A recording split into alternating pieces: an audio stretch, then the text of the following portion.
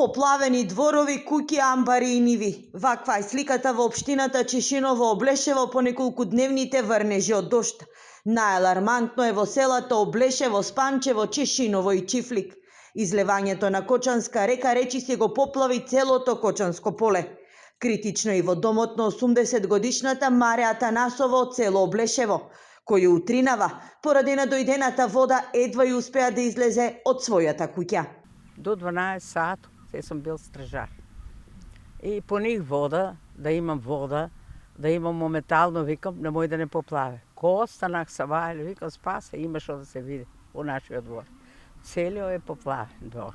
Штети имаме, те су хидрофоро, у кујната, те там градих јас да не влезе у летната кујна, а у куќата не е влезело вода.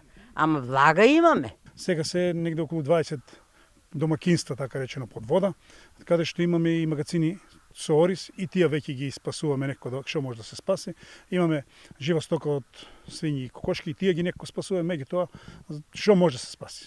Ситуацијата е алармантна бидејќи водата надоаѓа. Опасноста од поплави се следи активно и се прават напори за заштита на домовите. Од раните утрински часови кризниот штаб Нова Амала општина е на терен. Со механизација се тампонираат дворовите полни со вода, а на терен и противпожарната единица на Кочани. Градоначалникот на Чешиново Облешево побара помош од институциите за побрза санација на штетите и стабилизирање на состојбата. Излезени сме на терен секојдневно со капацитетите кои што ги имаме, но сепак морам да апелирам до целата јавност да пружи помош на нашата општина, бидејќи со тоа што го располагаме ние како капацитет не е доволно да се справиме со овој проблем што моментално да зафати нашата општина.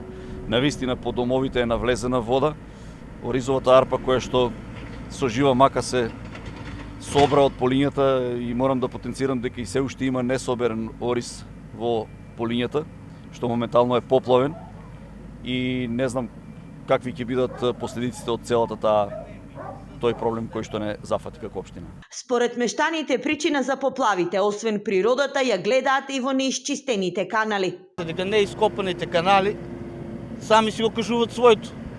Не е доволно направено. Мал дожд, големи количини на дожд падна, ама не убаво средените канали. Од понеделник градоначалникот Костадинов ги повика сите жители кои имаат штети да пријават во општината, пошто комисија ќе излезе на терен за да изготви извештај за настанатата состојба.